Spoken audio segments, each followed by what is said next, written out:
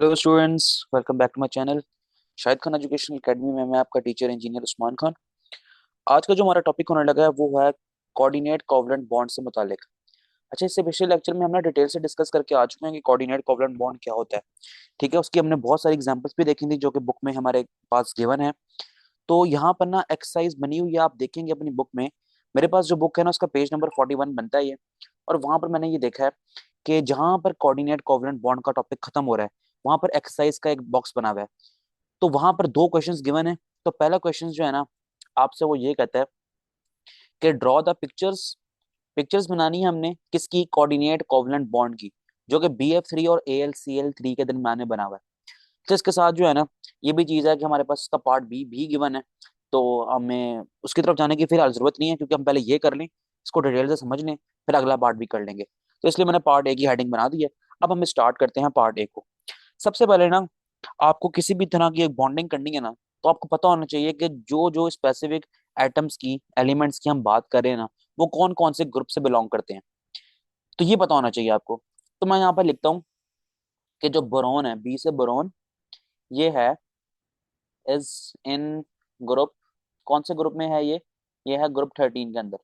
तो इसके जो है ना आउटर मोस्ट शेल के अंदर, आउटर मोस्ट की बात क्यों मैं कर रहा हूँ? क्योंकि आयनिक बॉन्ड कोवलेंट बॉन्ड वाले टॉपिक अगर आपने समझे हैं तो आपको मैंने एक बात क्लियर बताई थी कि जो बॉन्डिंग में पार्टिसिपेट करते हैं इलेक्ट्रॉन्स वो होते हैं आउटर मोस्ट शेल के इलेक्ट्रॉन्स। तो आउटर मोस्ट शेल इलेक्ट्रॉन इसके पास कितने हुए हैं? 13 ग्रुप का है तो 3 हुए। ठीक है। अच्छा, अब फ्लोरीन जो है, एफ जो है वो कौन से ग्रुप में है? Is in fluorine is in group 17। तो हम कहेंगे कि इसके आउटर मोस्ट शेल के अंदर, ये लिख लेंगे अगर हम पूरा, चलो मैं लिख लेता हूँ। आउटर मोस्ट शेल में जो इलेक्ट्रॉन्स हैं वो कितने हैं? वो हैं 7। इसी तरह अगर हम AlCl3 में Al की बात करें, Al है एल्यूमिनियम। तो एल्यूमिनियम भी कह लें, एल्यूमिनियम भी कह लें, ये ब्रिटिश और अमेरिकन इंग्लिश एक्सेंट का फर्क है। तो पाकिस्तान में अमूमन हम ना एल्यूमिनियम ही बोलते हैं इसको, तो हम एल्यूमिनियम कह लें इसको, चलें। एल्यूमिनियम जो है वो है ग्रुप 13 में। तो कहेंगे कि इसके आउटर में, ठीक है पूरा लिखने, आउटर मोस्ट शेल के अंदर 3 इलेक्ट्रॉन्स हुए। इसी तरह अगर हम बात करें Cl क्लोरीन की, क्लोरीन है एज एन ग्रुप 17। तो फिर इसके आउटर में कितने हुए? आउटर मोस्ट शेल की अगर हम बात करें तो हुए 7 इलेक्ट्रॉन्स। यहाँ तक तो हमने जो डाटा हमारे पास हमें पता था कि जो हमारी नॉलेज के मुताबिक पता था कि कौन कौन से ग्रुप में कौन कौन से मेंबर्स हैं और वो मेंबर्स के पास आउटर मोस्ट शेल में कितने इलेक्ट्रॉन्स होंगे। ये तरीका मैंने आपको सिखाया हुआ है आयनिक बॉन्डिंग वाली। आप अगर मेरी वीडियो देख लेना, उसमें मैंने बताया हुआ है कि पीरियोडिक टेबल को रीड किस तरह करते हैं और किस तरह पता लगता है हमें कि कौन से ग्रुप के मेंबर्स के आउटर मोस्ट शेल के अंदर कितने इलेक्ट्रॉन्स होंगे। मैंने फिर वही बात करूंगा कि हमें सिर्फ आउटर मोस्ट शेल के इलेक्ट्रॉन से ही गर्ज है क्योंकि वही बॉन्डिंग में पार्टिसिपेट करना है उन्होंने। ठीक है, उन्होंने कोई नया बॉन्ड बनाना है।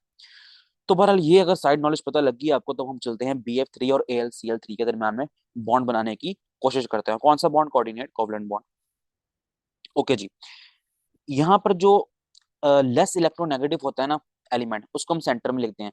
अब इलेक्ट्रोनेगेटिव क्या हुआ?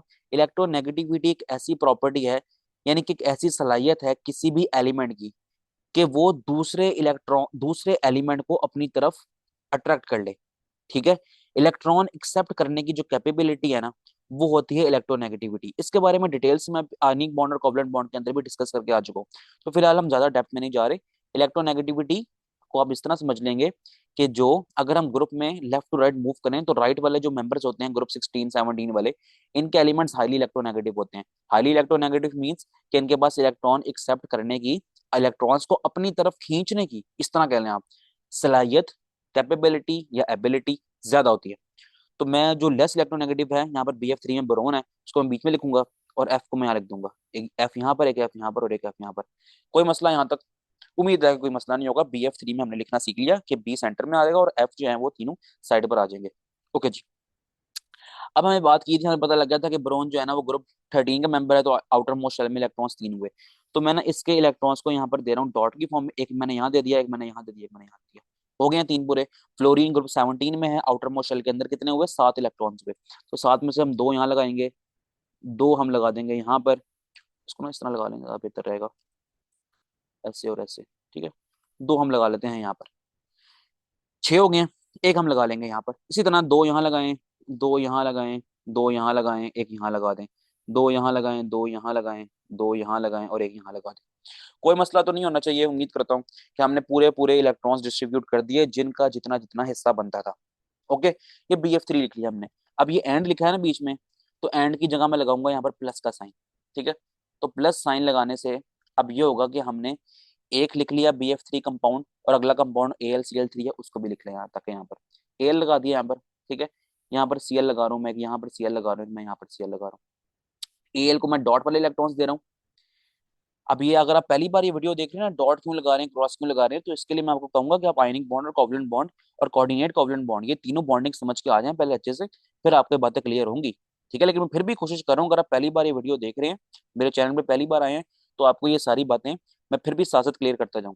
तो ये डॉट और क्रॉस क्या होते हैं, ये दोनों ही इलेक्ट्रॉन्स होते हैं। हम किसी को डॉट दे देते हैं और किसी को क्रॉस दे देते हैं, सिर्फ ये फर्क करने के लिए कि स्पेसिफिक कौन सा फलाना इलेक्ट्रॉन किस एटम का है और कौन सा फलाना इलेक्ट्रॉन किस एटम का है। तो फ्लोरीन के इलेक्ट्रॉन्स को मैंने क्रॉस दे दिया और ब्रोन के इलेक्ट्रॉन्स को मैंने डॉट दे दिया, ताकि मैं फर्क कर सकूं इन दोनों के इलेक्ट्रॉन्स में।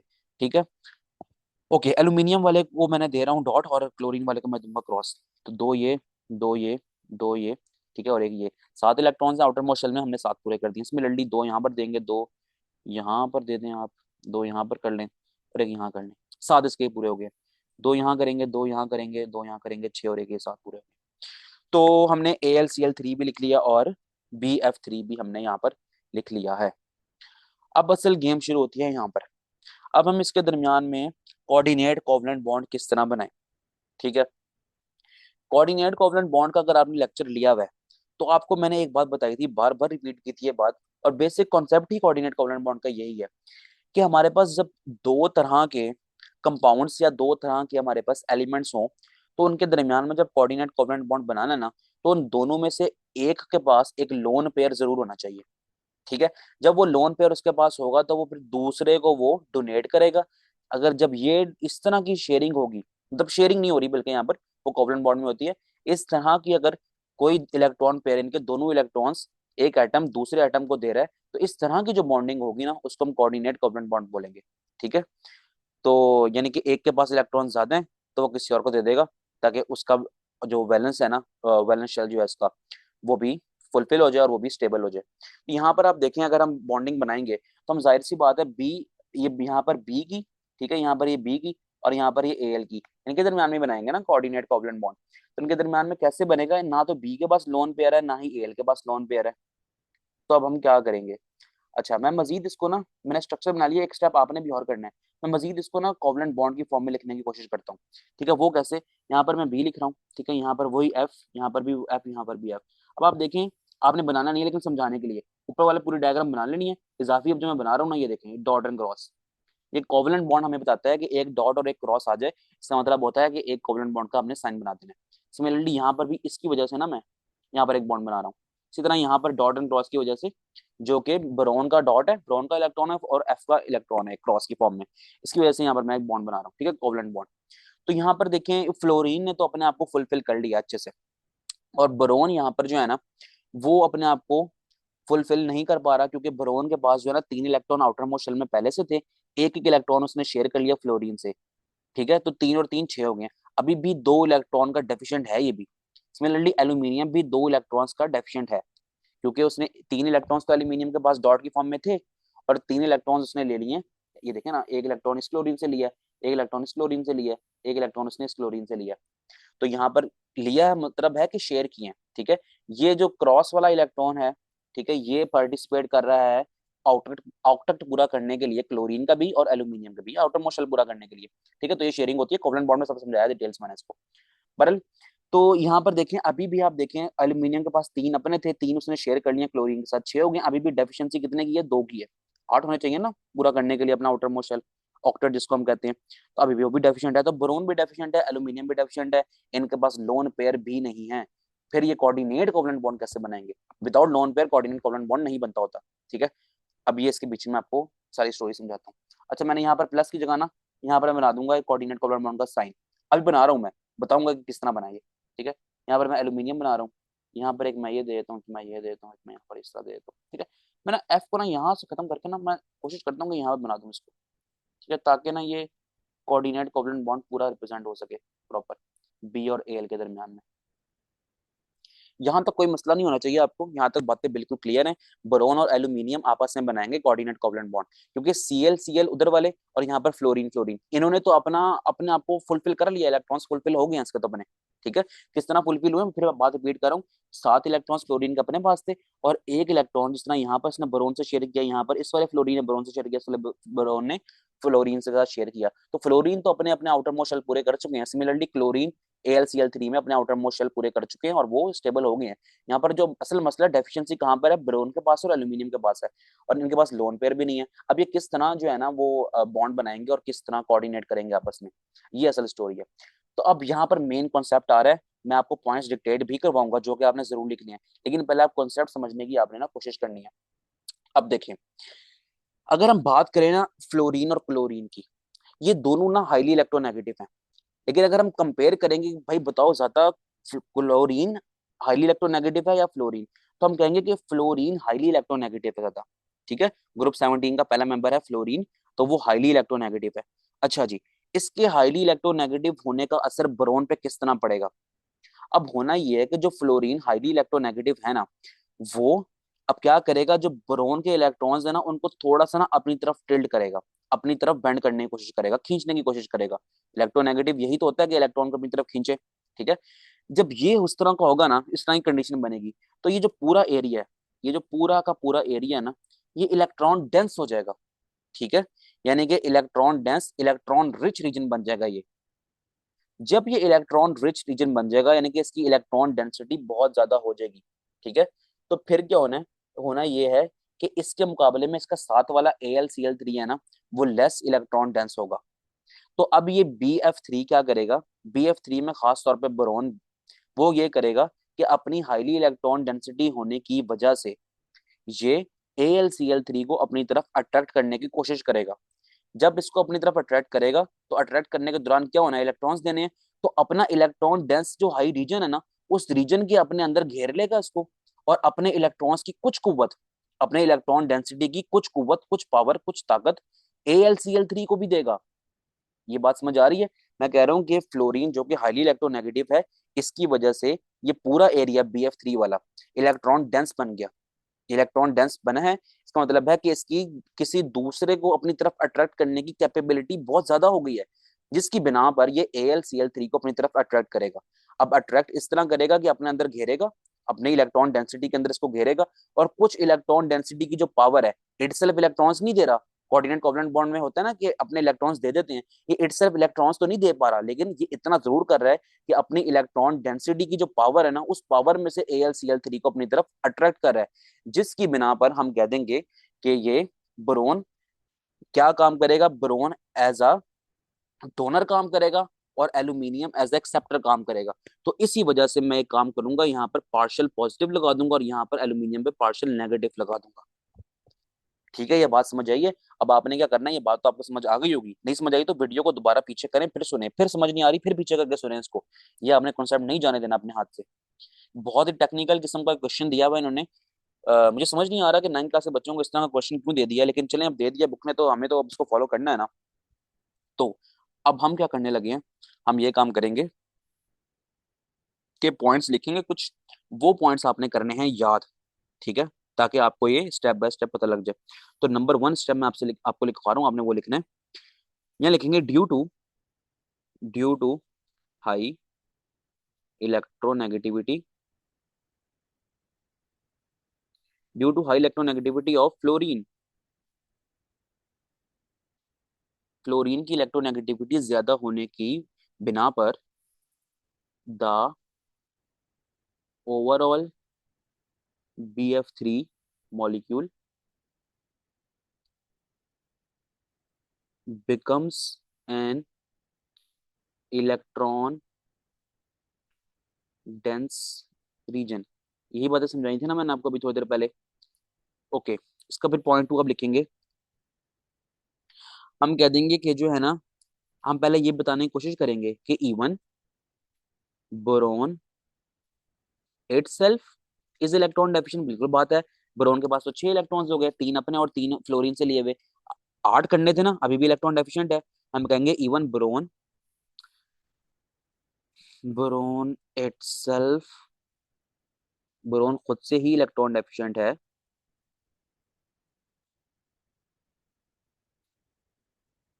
The whole the whole BF3 molecule has more electron density than AlCl3। मैं यहाँ पर ये बात कर रहा हूँ कि BF3 इटसेल्फ, बोरोन इटसेल्फ एक इलेक्ट्रॉन डेफिशिएंट है, लेकिन एज अ होल BF3 की बात करें तो इसकी इलेक्ट्रॉन डेंसिटी ज्यादा है एज कम्पेयर टू AlCl3। क्यों ज्यादा है? क्योंकि फ्लोरीन ज्यादा इलेक्ट्रोनेगेटिव होता है क्लोरीन की निस्बत। ओके, नेक्स्ट अगर हम बात करें दिस मेक, ये सब बातें आपने लिखनी है और आपको याद भी करनी है ये, ठीक है। खुद से जिस तरह मैंने समझाया आप उस तरह से पेपर में नहीं लिख पाएंगे। ये मैंने लाइनें बहुत आसान करके लिखी हैं आपके लिए ताकि आप इसको याद कर सकें। This makes BF3 more electro negative, ठीक है, compare to AlCl3, compare to AlCl3, ठीक है, aluminium trichloride. So air pulls, अपनी तरफ खींचेगा किसको? AlCl3 को, टूवर्ड्स itself ठीक है, ऐसे कर लेते हैं इसको। And share its electrons. Writing मेरी जरा गंदी है, लेकिन आपने परेशान नहीं होना इस चीज से, मैं आपको डिक्टेट करवा रहा हूँ, आप लिख भी सकते हैं इसको, ठीक है। And share its electrons density with aluminium, ठीक है ना। ये AlCl3 वाले एल्यूमिनियम को ना अपनी तरफ अट्रैक्ट करा है अब ये, विथ एल्यूमिनियम, ठीक है, यहाँ तक बात। अब आखिरी पॉइंट करते हैं हम, दिस इलेक्ट्रॉन डेंसिटी ट्रांसफर, ठीक है, इलेक्ट्रॉन ट्रांसफर नहीं हो रहे, लेकिन यहाँ पर इलेक्ट्रॉन डेंसिटी ट्रांसफर हो रही है। Electron density transfer results in the formation of coordinate covalent bond, ठीक है, लिख लें, formation of coordinate covalent bond. Okay जी, यहाँ पर हमारी ये बात खत्म हो गई, देख लेना आप इसको जरा एक बार, ये लिखा हुआ समझ आ ही रहा होगा, ठीक है। नहीं समझ आ रहा तो आपने डिक्टेट करवाया सारा, आपको बोल के पढ़ के सुनाया ये किस तरह लिखा हुआ है, तो आपने ये भी बात करनी है। तो जहाँ पर ब्रैकेट बनाया हुआ है मैंने, ये साइड इन्फॉर्मेशन है, इसके बारे में आपने परेशान नहीं होना, इससे आपको सिखाने के लिए था, ठीक है। BF3 किस तरह लिखना है, AlCl3 किस तरह लिखना है वो बता दिया मैंने आपको। फिर BF3 को कोवलेंट बॉन्ड और कोऑर्डिनेट कोवलेंट बॉन्ड की फॉर्म में किस तरह लिखना है वो भी मैंने आपको यहाँ पर बता दिया। तो ये हमारा पास जो पार्ट ए है एक्सरसाइज का जो क्वेश्चन है, एक्सरसाइज में जो चैप्टर के बीच में पेज नंबर 41 पे है ना, कोऑर्डिनेट कोवलेंट बॉन्ड से जब खत्म हो रहा है वहां पर उसके फौरन बाद ये शुरू हो रहा है, जो वहां पर हमारे पास एक क्वेश्चन था, पहले क्वेश्चन का पार्ट ए हमने कर लिया है। अब हम शुरू करते हैं इसका पार्ट बी। अच्छा जी बच्चों, जो हमारे पास पार्ट बी है इसका, कोऑर्डिनेट कोवलेंट बॉन्ड शो करना है हमने। तो वो जो हमारे पास कंपाउंड है ना, वो हमें ये गिवन है, वो कंपाउंड हमारे पास जो गिवन है वो ये है, CH3O, CH3 and proton. H positive को मैं प्रोटॉन क्यों कह रहा हूँ, आपने कोऑर्डिनेट कोवलेंट बॉन्ड वाली वीडियो देखनी है और फिर इसका जवाब खुद से ढूंढना है, डिटेल से समझाया था मैंने आपको। आप ओके जी, यहाँ पर हमने इस तरह का कोऑर्डिनेट कोवलेंट बॉन्ड हमने शो करना है इसके बीच में। अब हम कैसे करेंगे? वेरी सिंपल, वेरी इजी, बिल्कुल भी परेशान होने की आपको बात नहीं है यहाँ पर, ठीक है। देखें जी, सबसे पहले मैं एक काम करता हूँ, यहाँ पर ये CH3 है ना, इसको लिखता हूँ C, एक यहाँ पर, एक यहाँ पर, एक यहाँ पर, ठीक है, कोवलेंट बॉन्ड बना रहा हूँ। डॉट एंड क्रॉस स्ट्रक्चर मैंने नहीं बनाना है यहाँ पर, क्योंकि यहाँ पर हमें जरूरत नहीं है, वहां पर हमें जरूरत थी, ठीक है, क्योंकि हमने एक इलेक्ट्रॉन डेंसिटी का कॉन्सेप्ट समझाना था आपको, वहां जरूरत थी, आपने भी बनाना है वहां पर। यहाँ पर आप ना भी बनाए तो इट्स ओके, चलेगा। CH3 लिख लिया मैंने, अब बारी है O की, ठीक है। फिर बारी है किसकी? C की। H यहाँ पर लगाएंगे तीनों तरफ, H H और ये H, ठीक है। ये क्या सीधा कर लें बस, कोई मिस्टेक नहीं, बात नहीं है, ऐसी है ये। ठीक है जी, ये मैंने लगा दिया है, CH3 लगा दिया है ये वाला, फिर मैंने O लगाया, फिर मैंने CH3 लगाया। अभी भी कोई चीज मिसिंग है इसमें। हाँ, वो जो चीज मिसिंग है ना, वो यहाँ पर lone pair of oxygen missing है। ठीक है, कोई मसला तो नहीं है यहाँ पर। देखिए ऑक्सीजन ग्रुप 16 का मेंबर है। ग्रुप 16 का मेंबर होने की बिना पर इसके आउटर मोस्ट शेल के अंदर कितने इलेक्ट्रॉन आने चाहिए? आपका जवाब होगा 6 इलेक्ट्रॉन आने चाहिए। एक इलेक्ट्रॉन उसने यहाँ पर कार्बन के साथ शेयर कर लिया, एक इलेक्ट्रॉन उसने इस कार्बन के साथ शेयर कर लिया। रिमेनिंग कितने रह गए? रिमेनिंग 2 ये रह गए और 2 ये रह गए। हो गया ना हमारे इसके पास 6 इलेक्ट्रॉन्स। तो बस ये वही, इसलिए मैंने यहाँ पर लगा दिया 2 lone pairs. Okay, and H positive यानी कि प्रोटॉन। तो मैं यहाँ पर प्लस लगाऊंगा और यहाँ पर H पॉजिटिव जिसको हम प्रोटॉन कहते हैं वो लगा दूंगा। यहाँ बनाऊंगा मैं एक एरो जो कि रिप्रेजेंट करेगा हमारा कोऑर्डिनेट कोवलेंट बॉन्ड को। और इसके बाद मैंने ये करना है कि इसको प्रॉपर फॉर्म में लिख देना है। कैसे? C लिखूंगा, फिर यहाँ पर H H H, ठीक है, O। O का जो एक लोन पेयर है ना, ठीक है, O का ना, अगर एक ये लोन पेयर की मैं बात करूं, तो ये लोन पेयर चला गया H पॉजिटिव के पास। तो इन ऑक्सीजन और हाइड्रोजन के दरमियान में यहाँ पर बन गया कोऑर्डिनेट कोवलेंट बॉन्ड।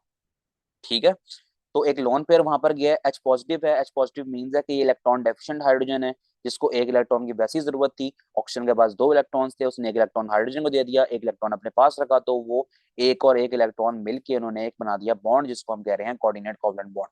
तो यहाँ पर दोनों इलेक्ट्रॉन ऑक्सीजन दे रहा है। जब दोनों इलेक्ट्रॉन एक ही एटम देता है तो इस तरह के बॉन्ड को हम कोऑर्डिनेट कोवलेंट बॉन्ड ही कहते हैं।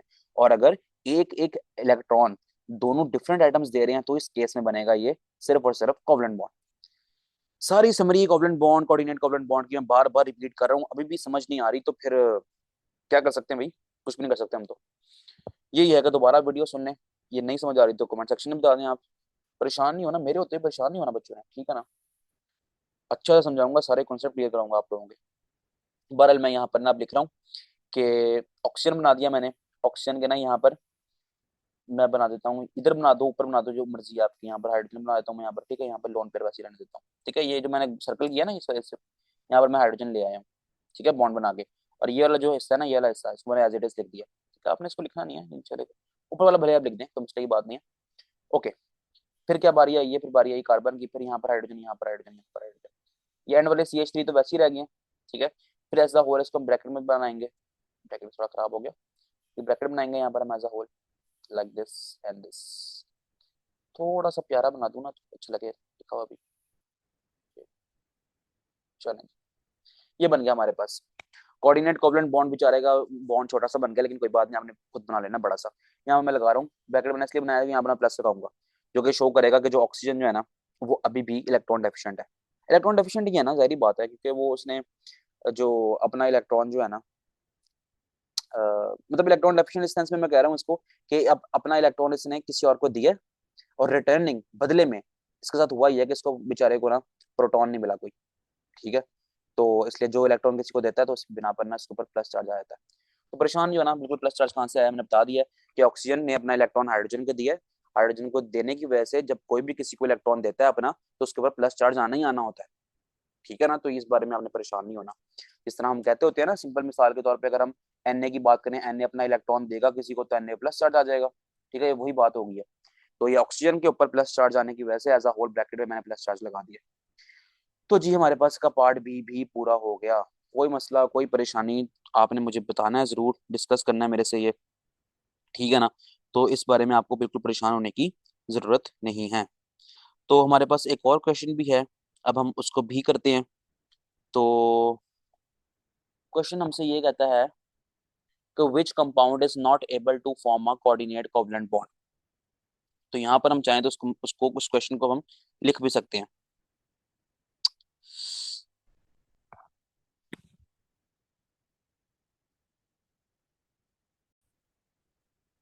अच्छा जी बच्चों, मैंने ना क्वेश्चन लिख लिया इसका। हमारे पास जो क्वेश्चन था दूसरा, which compound is not able to form a coordinate covalent bond, कौन सा ऐसा कंपाउंड होगा जो कि कोऑर्डिनेट कोवलेंट बॉन्ड नहीं बना पाएगा।